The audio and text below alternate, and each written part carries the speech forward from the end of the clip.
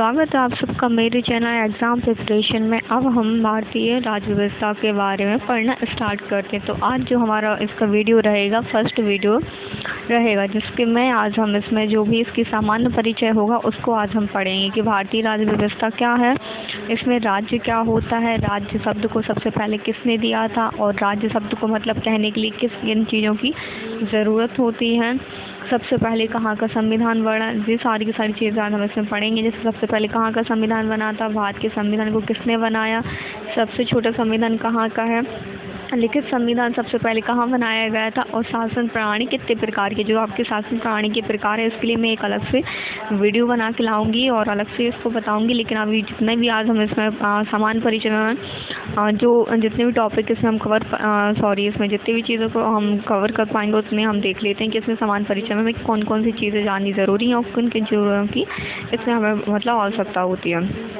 कैसे आप राज्य कहेंगे, कैसा क्या है, सारी चीज़ें। तो सबसे पहले इसमें क्या है, भारतीय राज्य व्यवस्था। अगर आपसे पूछा जाता है भारतीय राज्य व्यवस्था क्या है तो आपको तो पहले पता होना चाहिए। तो अगर आपसे कोई भी पूछता है भारतीय राज्य व्यवस्था आप किसे कहते हैं तो आपको बताना है कि भारत के राज्य की किसी भी राज्य की, ठीक है, भारत के जो राज्य होते हैं ना, राज्य की व्यवस्था को क्या बोला जाता है, राज्य व्यवस्था बोला जाता है, ठीक है। तो अगर आपसे पूछा जाता है भारतीय राज्य व्यवस्था क्या है तो भारत के राज्य की व्यवस्था को ही राज्य व्यवस्था कहते हैं। अगर आपसे बोला जाता है तो बताइए राज्य किसे कहते हैं, तो आपको याद रखना है राज्य एक ऐसी राजनीतिक संरचना होती है जिसमें क्या होना चाहिए, आपके पास भूभाग होना चाहिए, जनसंख्या होना चाहिए, सरकार होनी चाहिए और संप्रभुत्वता होनी चाहिए। मतलब अगर सरकार को किसी को भी क्या करना है, राज्य घोषित करना, तो उसके लिए कितने फैक्ट होने चाहिए, 4 फैक्ट होने चाहिए। पहला क्या होना चाहिए, पहला होना चाहिए आपके पास भूभाग होना चाहिए, मतलब क्या होना चाहिए, एक क्षेत्र होना चाहिए, ठीक है। फिर वहाँ पे निवास करने के लिए क्या होना चाहिए, एक जनसंख्या होनी चाहिए मतलब, और फिर जनसंख्या को एक नियंत्रण रखने के लिए कौन होना चाहिए, वहाँ पे सरकार होना चाहिए, ठीक है। सरकार भी वहाँ पे कौन करेगा नियंत्रण, मतलब कैसी योजना वगैरह बनाना कौन इसका रख देखता है, सरकार। और इसी के साथ साथ क्या होनी चाहिए, संप्रभुत्वता होनी चाहिए।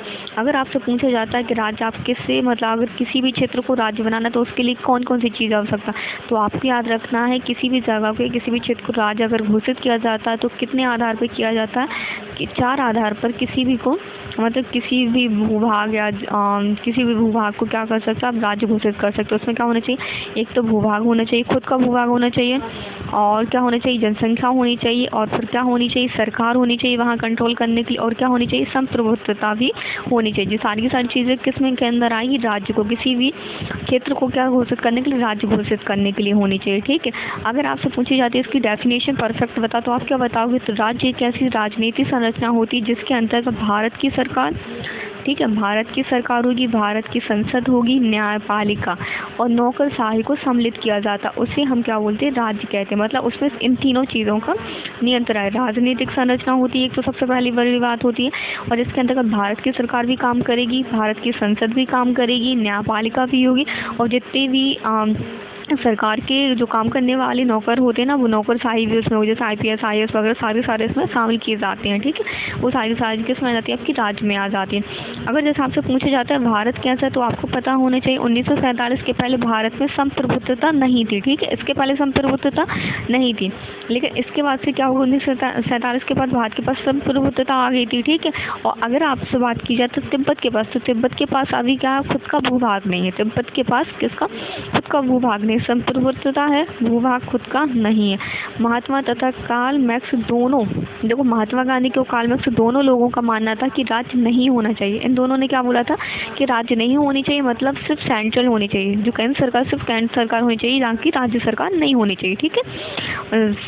आई थिंक आपको राज्य क्लियर हो गया होगा कि राज्य क्या है। आप राज्य को 4 चीज़ों के अंदर ही डिवाइड कर सकते हो, तो 4 चीज़ों अगर किसी मतलब 4 आधार पर ही राज्य आप घोषित कर सकते हैं। अगर आपसे पूछा जाता है राज्य शब्द का सबसे पहले प्रयोग किसने किया था, तो आपके याद होना चाहिए मैकियावेली ने सबसे पहले किसका उल्लेख किया था, मैकियावेली ने ही राज्य शब्द का सबसे पहले उल्लेख किया था। अगर आपसे बोला जाता है सबसे पहले कहाँ का संविधान बना था, तो कुछ उस टाइम पे जो आपकी क्या बोलते हैं क्रांति वगैरह हो रही थी, क्रांति के आधारों पर जो संविधान है आपका बना था, ठीक है। अगर आपसे जैसे पूछा जाता है विश्व का सबसे छोटा संविधान, तो आपको याद होना चाहिए मोनाको या अमेरिका का आप सबसे छोटा संविधान बोलेंगे। अगर लिखित संविधान बोला जाता है सबसे पहले कहाँ का लिखित संविधान बना था, तो आपको याद रखना है कि सबसे पहले जो लिखित संविधान था वो अमेरिका का संविधान था, उस सबसे पहले जो संविधान बना था किसने बनाया था? ब्रिटेन ने बनाया था। तो आई थिंक आपको क्लियर हो गया होगा जो सबसे पहले संविधान बना था कहाँ का बना था? ब्रिटेन का बना था। ब्रिटेन का सबसे पहले संविधान बना था, ठीक है, जो लिखित नहीं था। जो कैसा था? जो लिखित नहीं था, ठीक है।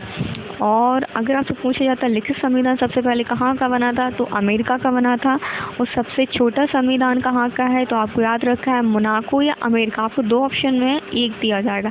अगर आपको अमेरिका मोनाको दोनों दिया जाता तो आपको मोनाको को ही चूज़ करना है, अगर आपको मोनाको नहीं तो आपको अमेरिका को चूज़ करना है, ठीक है।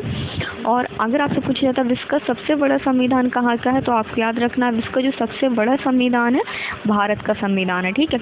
अगर आपसे पूछा जाता है कि बताइए जो अमेरिका का संविधान वो कब बना था, तो आपको याद रखना है जो अमेरिका का संविधान है वो 1787 में बना था, ठीक है। कब बना था? 1787 में बना था। अगर आपसे पूछा जाता है 1787 में बना था लेकिन लागू कब हुआ था, तो आपको याद रखना है 1789 में वहाँ का संविधान जो क्या हुआ था, अमेरिका का संविधान लागू हुआ था, ठीक है। तो आपको याद रखना जो सबसे पहले लिखित संविधान बना था कहाँ का बना था, अमेरिका का बना था। और सबसे पहले जो संविधान बना था वो ब्रिटेन का संविधान बना था। वो कब बना था? 1668 में जो इंग्लैंड की क्रांति हुई थी उस टाइम पे ही वहाँ का संविधान बना था, ठीक है। और विश्व का सबसे छोटा संविधान आई थिंक आपको क्लियर हो गया होगा, विश्व का सबसे छोटा संविधान कहाँ का? अमेरिका या मोनाको को आ जाएगा, ठीक है। और लिखित संविधान किसने सबसे पहले बनाया था, तो मैंने आपको क्लियर कर दिया कि अमेरिका ने सबसे पहले बनाया था। और आपकी जो शासन प्रणाली है मैं इसको बाद में समझाऊंगी। इसके अंतर्गत 4 प्रकार की शासन प्रणाली आती है, जैसे आपका गणतंत्र आ जाता है, राजतंत्र आता है, धर्मतंत्र भी आ जाता है इसमें, और लोकतंत्र भी। तो मैं इसके लिए एक अलग से वीडियो बनाऊंगी जिसमें आपको सारी चीज़ें क्लियर हो जाएंगी, ठीक है। और इसके आज इसमें और जो आगे आता है आपको मैं आगे बताती हूँ। इसके बाद जो आपके एक्ट आए थे, जब आपको जैसे पता है कि ईस्ट इंडिया कंपनी की स्थापना 1600 में हुई थी, उसी के टाइम पे ईस्ट इंडिया कंपनी में जिस टाइम पर अंग्रेज़ रहे थे उस टाइम पे उन्होंने काफ़ी मतलब एक्ट वगैरह भी लागू किए थे। तो उनसे मतलब उनसे भी काफ़ी रिलेटेड चीज़ें रही हैं जिनसे हमें भारतीय संविधान को क्या बनाने के लिए काफ़ी ज़्यादा प्रेरणा मिली थी, क्योंकि उन्होंने बहुत ज़्यादा जब भारतीयों को परेशान किया था तो उस वजह से भारतीयों ने संविधान की मांग को बहुत ज़्यादा उठाया था कि हमें संविधान अपने भारत का अलग चाहिए। तो इस वजह से वहाँ से भी कुछ उन्होंने एक्ट किए थे। तो उन एक्ट के बारे में जानती कि उन्होंने ऐसे कौन कौन से एक्ट लाए थे जिसकी वजह से जो भारतीय थे वो बहुत ज़्यादा परेशान हो गए थे। तो आपको पहले तो याद होगा जो 1757 प्लासी का युद्ध हुआ था और 1765 में बक्सर का युद्ध हुआ था। इसके बाद से क्या हो गया था, जो अंग्रेज़ थे वो भारतीयों के ऊपर हावी होना स्टार्ट हो गए थे। मतलब यहाँ से उन्होंने अपनी गणतंत्र अगर बात की जाए तो उन्होंने अपना राजतंत्र स्टार्ट कर दिया था 1765 के बाद से, ठीक है। यहाँ से उन्होंने अपनी शासन व्यवस्था पूरी तरीके से बहुत अच्छी तरीके से उन्हें स्टार्ट कर दी थी। 1600 में उनकी कंपनी स्टार्ट हो गई थी।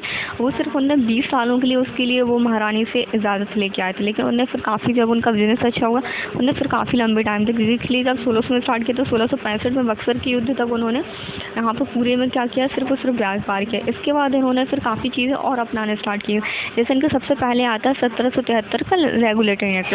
तो अगर आपसे पूछा जाता तो इस एक्ट में क्या किया, तो मैं आपको इन सब एक्ट के बारे में थोड़ी जानकारी दे देती हूँ कि इनने किस एक्ट में क्या किया था। 1773 को जिनका रेगुलेटरी एक्ट आया तो उन्होंने क्या किया था, ईस्ट इंडिया कंपनी को जो कंट्रोल था, पहला जो कदम उठाया गया था ईस्ट इंडिया कंपनी के लिए कब उठाया गया था, 1773 में उठाया गया था। वो भी 1773 में उठाया गया था। किसके थ्रू उठाया उस टाइम पे, अगर आपसे पूछे जाते हैं गवर्नर जनरल कौन थे, तो आपको याद रखना है गवर्नर जनरल उस टाइम पे कौन थे, वारेन हेस्टिंग्स थे, ठीक है। और इसी एक्ट के तहत में जो सबसे पहले सुप्रीम कोर्ट की स्थापना हुई थी कलकत्ता में, मद्रास में, वो कब हुई थी, 1774 में हुई थी, ठीक है। अगर आपसे पूछी जाती है पहली बार कलकत्ता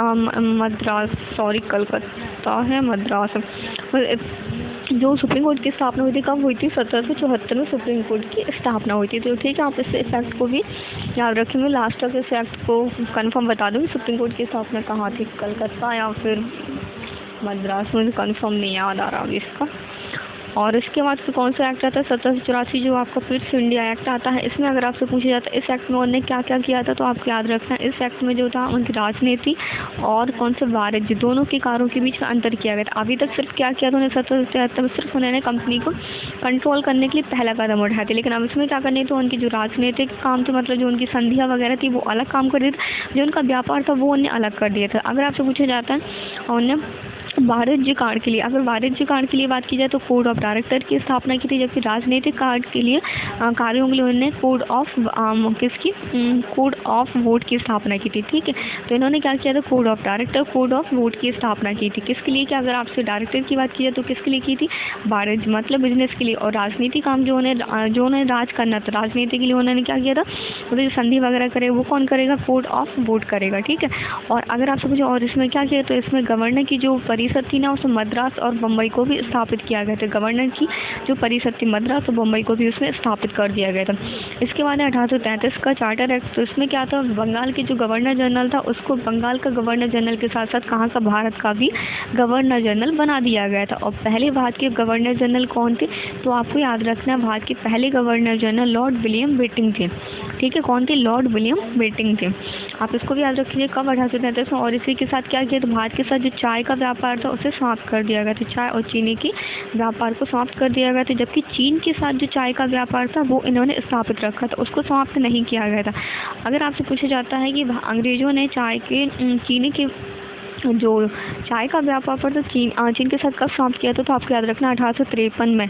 1853 में जो इनका चार्टर एक्ट आया था उसमें इन्होंने चीनी के व्यापार, जो चीन के साथ जो चाय का व्यापार था उसे समाप्त कर दिया था। ठीक है, इसके बाद आता है आपका 1858 का चार्टर एक्ट। तो इसमें क्या था, गवर्नर जनरल का जो काउंसिलिंग थी ना, काउंसिल विधायी में, उसमें कार्यकारी कार्यों को अलग कर दिया। मतलब इसमें जो विधायी कार्य थे और कार्यकारी कार्य, इन दोनों कार्यों को अलग अलग कर दिया गया था। ठीक है, और प्रतियोगिता परीक्षा के लिए जो माध्यम बनता है उसमें एज जो रखी रही थी उसको कितना रख दिया गया था, 22 साल कर दी गई थी। कितनी कर दी गई थी? 22 वर्ष कर दी गई थी। ठीक है, तो आप इसको भी याद रखिए। और विधि सदस्य जो थे ना, विधि सदस्य की परिषद का पूर्ण सदस्य बना दिया गया था। मतलब जितने भी विधि सदस्य थे उन्हें परिषद का पूर्ण सदस्य बनाया। पहले उन्हें मतलब क्या कहते, पूरा सदस्य नहीं बनाया जाता, फिर उन्हें पूरा सदस्य बनाना स्टार्ट कर दिया गया था। कब? 1853 की चार्टर एक्ट में।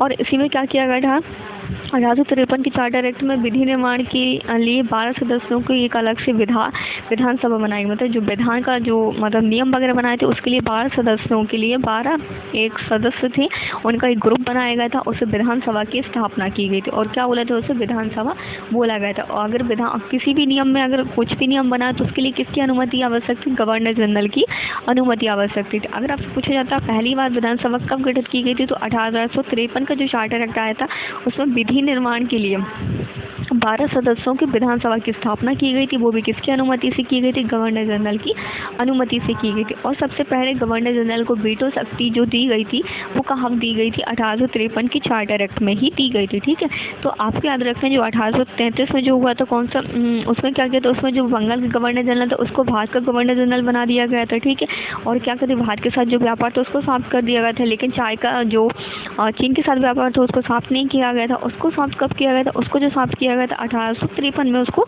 समाप्त किया था। किसके साथ? चीन के साथ के। ठीक है, तो आगे तक आपको याद होगा। 1858 में आपको जो मोस्ट इंपॉर्टेंट याद रखना 1853 की बात को, वो आपकी कौन सी बात है कि पहले तो इसमें जो परीक्षा थी, प्रतियोगिता परीक्षा की एज कितनी कर दी गई थी? 22 साल कर दी गई थी। ठीक है, और विधि निर्माण के लिए जो सदस्य थे उन्हें क्या पूर्ण सदस्य बनाया गया था। और सबसे पहले गवर्नर जनरल को जो वीटो शक्ति दी गई थी कौन से एक्ट के तहत दी गई थी?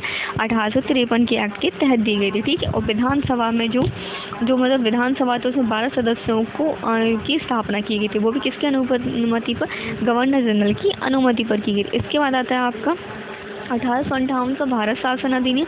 इसमें काफ़ी सारी चेंजेस किए गए थे आपको, तो आई थिंक इसमें कुछ इंपॉर्टेंट नहीं है, जैसे भारत सचिव का पद वगैरह हो गए थे।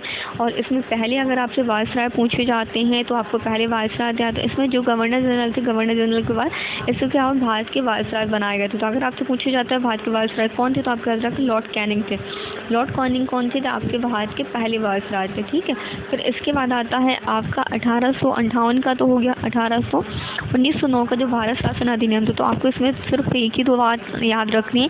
1909 को जो भारत शासन अधिनियम, आप इसको क्या बोलते हैं? मार्ले मिल्टो एक्ट भी बोलते हैं। तो आप इसको कहीं नोट डाउन कर लीजिए, इसको क्या बोला जाता है? मार्ले मिल्टो एक्ट भी बोला जाता है। और इसमें क्या है, लॉर्ड मिंटो जो था, मतलब मार्ले मिंटो जो थी ना, इन्हें सांप्रदायिक निर्वाचन के जनक के रूप में जाना जाता है। किसको जाना जाता है? सांप्रदायिक निर्वाचन के जनक के रूप में किसको, लॉर्ड मिंटो को जाना जाता है। तो मतलब 1909 को जो मार्ली मिंटो सुधार आया था, इसमें पहली बार जो वाइस राय वगैरह थे ना, तो इनमें जो सदस्य थे वो तो भारतीयों की नियुक्ति की गई थी। भारत की पहली वाइस राय की जो कार्यकारिणी परिषद थी उसमें भारतीयों की नियुक्ति की गई थी। तो आपको याद रखना पहली बार नियुक्ति कब की गई थी भारतीयों की, 1909 के मार्ली मिंटो सुधार में की गई थी, वो भी वाइस राय की कार्यकारिणी परिषद में की गई थी। और इसी में जो भारतीयों के लिए जो निर्वाचन की जो पद्धति थी वो कैसी थी, प्रत्यक्ष निर्वाचन किया गया था।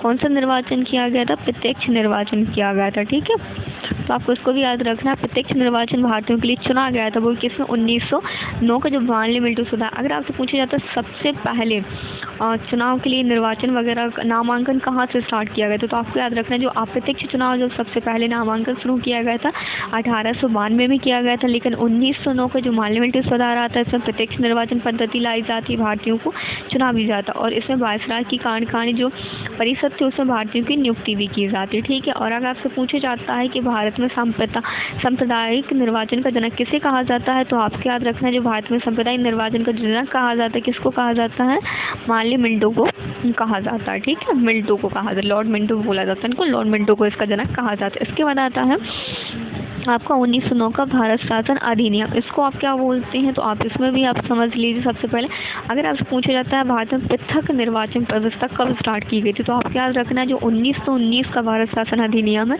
इसमें पृथक निर्वाचन व्यवस्था को शुरू किया गया था। इसमें ही महिलाओं को मत देने का अधिकार दिया गया था। मत देने का अधिकार किसमें दिया गया था, 1909 में। देखो, अगर जो आपको पूछा जाता है निर्वाचन कहाँ स्टार्ट हो गया, तो निर्वाचन आपका 1909 में स्टार्ट हो गया था। लेकिन 1919 में क्या हो गया, तो महिलाओं को मत देने का अधिकार दिया गया था। ठीक है, और प्रथम निर्वाचन पद्धति को भी इसमें स्थापित किया। पूरे भारत में जो था द्विसदनीय शासन की व्यवस्था भी इसी के तहत की गई थी। तो इसमें 3 चीज़ें की गई थी। कौन कौन सी, पहले पृथक निर्वाचन व्यवस्था स्टार्ट की गई थी, इसमें महिलाओं को भी मत देने का अधिकार दिया गया था 1919 में, और पूरे भारत में द्विसदनीय शासन व्यवस्था भी स्थापित की गई थी। ठीक है, इसके बाद आता है आपको 1927 का भारत शासन अधिनियम। अगर आपसे पूछा जाता है 1927 जो भारत शासन अधिनियम था इसका बहिष्कार किस वजह से किया गया था, तो इसमें जितने भी इसमें कितने सदस्य थे, इसमें पहली बात तो आपको याद रखना 7 सदस्य, और सारे के सारे सदस्य क्या थे, अंग्रेज ही थे।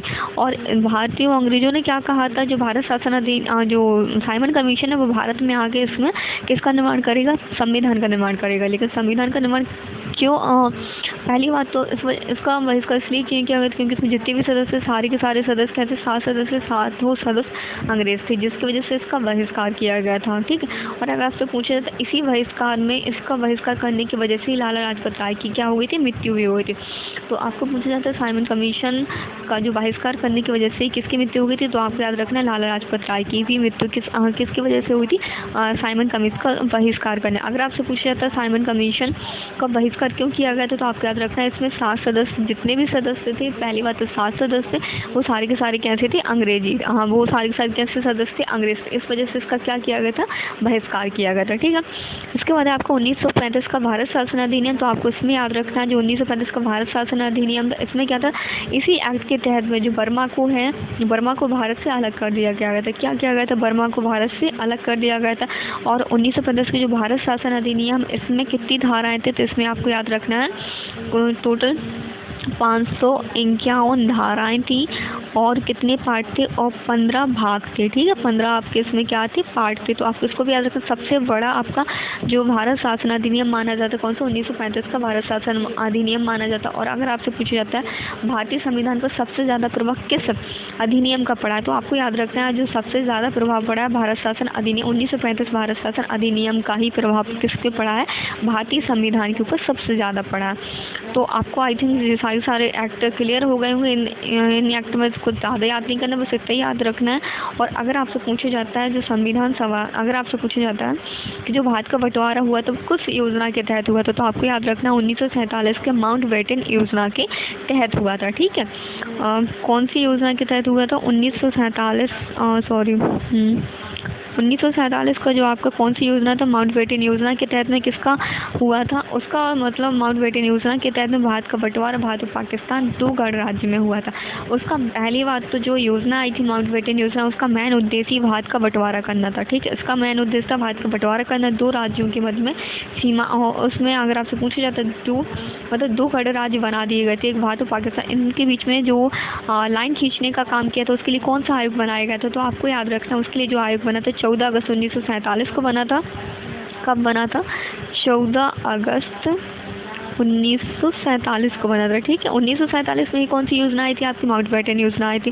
तो उसी टाइम पे आपका कौन सा आयोग बना था? रेड क्लिफ आयोग बना था। मतलब आपको याद होगा भारत और पाकिस्तान के बीच में कौन सी लाइन है, तो आपको याद होगा ना कौन सी लाइन है, रेड क्लिफ लाइन है। तो रेड क्लिफ लाइन को ही किसने बनाया था? रेड क्लिफ आयोग के द्वारा बनाया गया था, जो भारत और पाकिस्तान के बीच में, जो भारत और पाकिस्तान की कौन सी रेखा है, विभाजक रेखा है। ठीक है, तो आई थिंक आपको सारे के सारे याद हो गए। अगर आपसे पूछा जाता है कि भारत और पाकिस्तान कौन सी योजना के तहत बने थे, तो आई थिंक आपको क्लियर हो गया है कि भारत और पाकिस्तान माउंटबेटन योजना के तहत बने थे, जो कब आई थी? 1947 में आपका माउंटबेटन योजना आई थी। ठीक है,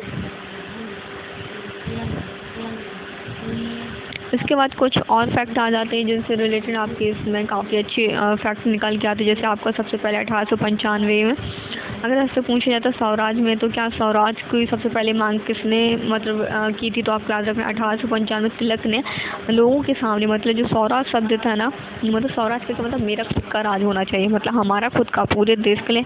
सौ का मतलब क्या? सौ का होता मेरा। ठीक है, सौ मेरा और राज का मतलब मेरा राज। तो स्वराज की मांग सबसे पहले किसने की थी? बाल गंगाधर तिलक ने की थी। वो भी कब की थी? 1895 में की थी।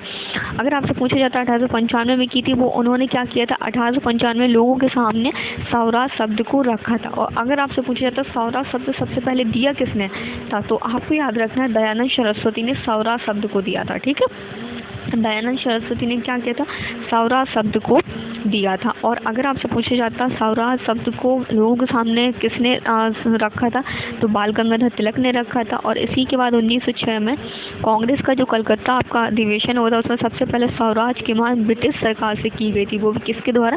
दादा भाई नौरोजी के द्वारा की गई थी। अगर आपसे पूछा जाता है फिर सर्वप्रथम स्वराज की मांग ब्रिटिश सरकार से किसने की थी, किसके द्वारा की गई थी, तो आपको याद रखना है दादा भाई नौरोजी के द्वारा की गई थी। वो भी कब की गई थी? 1906 में की गई थी। ठीक है, तो तिलक ने जो कहा था, बाल गंगाधर तिलक ने क्या रखा था? स्वराज शब्द की लोगों के सामने इसको प्रस्तुत किया था। जबकि स्वराज शब्द दिया किसने था? तो दयानंद सरस्वती ने दिया था। और इसको 1906 में लोगों के 1906 में ब्रिटिश सरकार से किसने मांगी थी? तो दादा भाई नौरोजी ने की थी। इसके बाद आता है 1922 में। 1922 में महात्मा गांधी जी ने कहा था जो भारत का संविधान है वो भारतीयों के अनुसार होना चाहिए। मतलब किसके अनुसार होना चाहिए? भारतीयों के अनुसार होना चाहिए। किसने कहा था? महात्मा गांधी जी ने कहा था। क्या कहा था? जो भारतीयों का संविधान है वो किसके अनुसार होना चाहिए? भारतीयों के अनुसार होना चाहिए। इसके बाद 1928 में सबसे पहले जो अपने भारतीयों के द्वारा प्रयास किया गया था संविधान बनाने का, कब किया गया? फिर पूछा जाता है भारतीयों के द्वारा सबसे पहला संविधान बनाने का प्रयास कब किया गया था, तो आपको याद रखना 1928 में किया गया था। किसने किया था? नेहरू रिपोर्ट के मतलब मोतीलाल नेहरू के द्वारा किया गया था सबसे पहले किस चीज़ का? संविधान बनाने का प्रयास किया। तो भारतीयों के द्वारा सबसे पहले जो संविधान बनाने का प्रयास 1928 में किया गया था। और किसने किया था? मोतीलाल नेहरू ने किया था। और अगर आपसे पूछा जाता इस रिपोर्ट को क्या कहते हैं, तो आपको याद रखना जो पहला संविधान बनाया था, मतलब इस रिपोर्ट को नेहरू रिपोर्ट के नाम से जाना जाता है। किस नाम से? नेहरू रिपोर्ट के नाम से जाना, जो कब 1928 में इसको ब्रिटिश सरकार के सामने क्या किया गया था? प्रस्तुत किया गया था। ठीक है, इसके बाद आपका 1929 में, तो अगर आपसे पूछे 1929 में कांग्रेस का लाहौर अधिवेशन होता है। ठीक है, जिसके अध्यक्ष कौन थी? पंडित जवाहरलाल नेहरू, जिसके प्रथम अध्यक्ष थे। अगर आपसे पूछा जाता है इस अध्यक्ष में इसमें क्या किया, तो इसमें जो आपको था पूर्ण स्वराज की मांग की गई थी। ठीक है, सिर्फ स्वराज की मांग ब्रिटिश सरकार से किसने की थी? दादा भाई नौरोजी ने की थी। अगर आपसे पूछे पूर्ण स्वराज की मांग कब की गई, तो आपको याद है पूर्ण स्वराज की मांग कब की गई? तो 1929 में की गई थी। वो भी किसके द्वारा की गई थी? पंडित जवाहरलाल नेहरू के द्वारा पूर्ण स्वराज की मांग की गई थी। और इसी टाइम पे 12 बजे मतलब इसी टाइम पे क्या एक और घोषणा की गई थी कि जो 12 बजे रावी नदी के किनारे झंडा फहराया गया था पहली बार, और कहा गया था कि 26 जनवरी 1930 को प्रत्येक वर्ष स्वतंत्रता दिवस मनाया जाएगा। कब कहा गया था? 1929 में कहा गया था। और अगर आपसे पूछा जाता है भारत का पहला स्वतंत्रता दिवस कब मनाया गया था, तो 26 जनवरी 1930 को भारत का पहला स्वतंत्रता दिवस मनाया गया था। और यहीं से एक और आपका फैक्ट निकल के आता, तो पहली बार झंडा किसने फहराया था? तो आपको याद रखना है वो जो पहली बार झंडा फहराया गया था, कब फहराया गया था? हंसा मेहता के द्वारा फहराया गया था, रात को 12 बजे फहराया गया था, और 24 जनवरी 1950 को फहराया गया था। तो आप इन फैक्ट को याद रखें। अगर पहली बार स्वतंत्रता दिवस कब मनाया गया, तो 26 जनवरी 1930 को। पहली बार झंडा कब फहराया गया था? 24 जनवरी 1950 को हंसा मेहता के द्वारा फहराया गया था। वहीं अगर आपसे पूछा जाता है कि संविधान को किसने लिखा था, तो आपको याद रखना है जो संविधान को हिंदी में लिखा था बसंत कृष्णा ने उसको हिंदी में लिखा था। और अगर आपसे पूछा जाता है कि उसको मतलब इंग्लिश में किसने लिखा था संविधान को, तो आपको याद रखना प्रेम बिहारी नारायण रायजादा ने इसको लिखा था। इसको लिखने में 6 महीने का टाइम लगा था, ठीक है। और वहीं अगर आपसे पूछा जाता है जो संविधान में प्रस्तावना के जो पेज होते हैं ना, उसके मतलब पेज की डिज़ाइन को किसने सजाया था, तो आपको याद रखना है राम मनोहर सिन्हा ने उसको सजाया था। मतलब पेज की जो आउटलुक जो डिज़ाइन होता है उसकी डिज़ाइन को जो आपके यहाँ पे साइड में किनारे पे आउटलुक होता है वो किसने सजाया था? राम मनोहर सिन्हा ने सजाया था। हिंदी में किसने लिखा है? हिंदी में कृष्णा ने लिखा था, बसंत कृष्णा ने लिखा था। और वहीं अगर आपसे पूछा जाता बसंत कृष्णा ने लिखा था, ठीक है। और अगर आपसे पूछा था इंग्लिश में किसने, तो किसने लिखा था? प्रेम रायजादा। तो आप लास्ट में भी इसका याद कर सकते हैं किसने लिखा था? प्रेम बिहारी नारायण रायजादा ने इसको लिखा था, ठीक है। और इसी के यहाँ तक हो गया था। इसके बाद है 1934। तो 1934 में जो आता अगर आपसे पूछा जाता है संविधान सभा का पहली बार विचार किसको आया था, तो आपको याद रखना है संविधान सभा का जो पहली बार विचार 1934 में किसको आया था? एम.एन. रॉय को आया था। अगर आपसे पूछा जाए एम.एन. रॉय का पूरा नाम क्या था, तो आपको याद रखना है मानवेंद्र रॉय था इनका पूरा नाम। क्या था? मानवेंद्र रॉय इनका पूरा नाम था। और इन्हें 1934 में उन्हें क्या आया था, उसका विचार आया था। और 1935 में, ठीक है, क्या है 1935 में इन्हें क्या हो गया था? 1935 में इनको संवैधानिक दर्जा मिल गया था, ठीक है। किसको?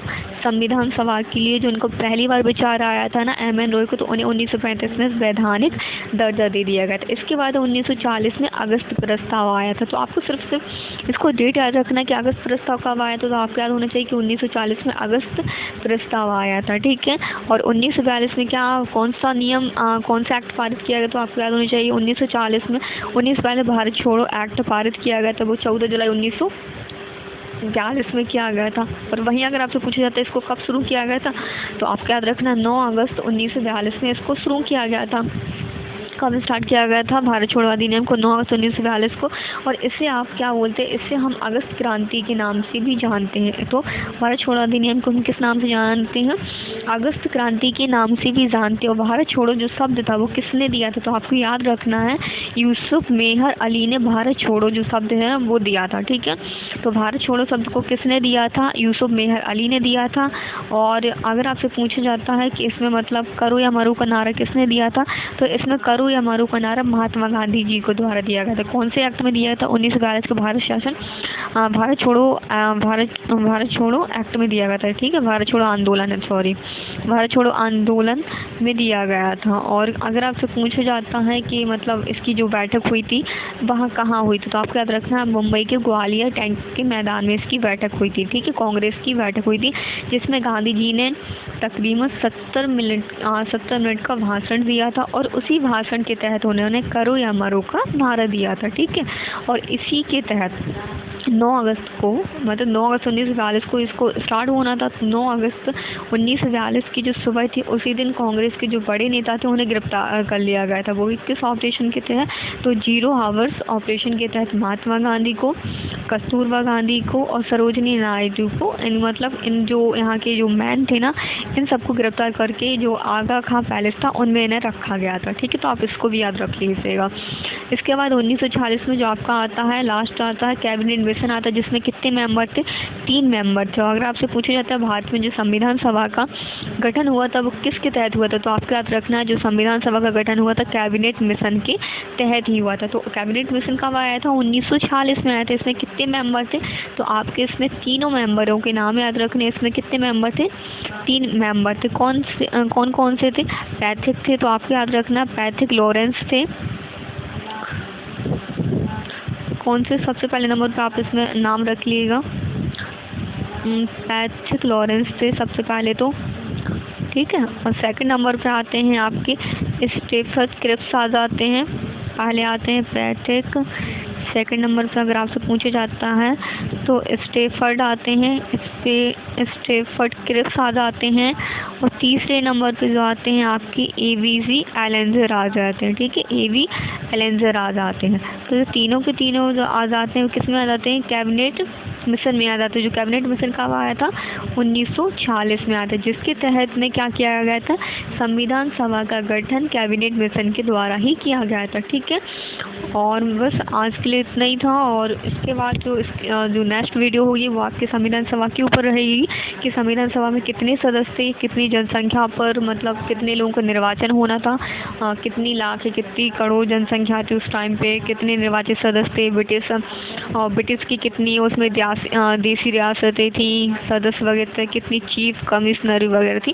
ये सारी की सारी जो आपकी रहेगी नेक्स्ट वीडियो में रहेगी। तो आई थिंक आज जो आपका बहुत ही मैंने इसमें मोस्टली वो इम्पोर्टेंट फैक्ट लिए जो एग्ज़ाम में आती है, मतलब कोई सा भी वन डे एग्ज़ाम हो उसमें सारे के सारे एग्ज़ाम में आती हैं। और इसमें बहुत से ऐसे फैक्ट लिए जो आपके पीएससी में इसके पहले भी पूछे गए हैं और आगे भी पूछे जाते हैं। मतलब मोस्टली 1-2 क्वेश्चन आपके संविधान से रिलेटेड रहते हैं। तो उन सब चीज़ों के लिए काफ़ी अच्छा वीडियो था और आई थिंक आपको पसंद आया होगा। तो प्लीज़ आप मेरे इस चैनल को सब्सक्राइब कीजिए, अपने दोस्तों को इसके बारे में ज़्यादा से ज़्यादा बताइए। And thank you so much.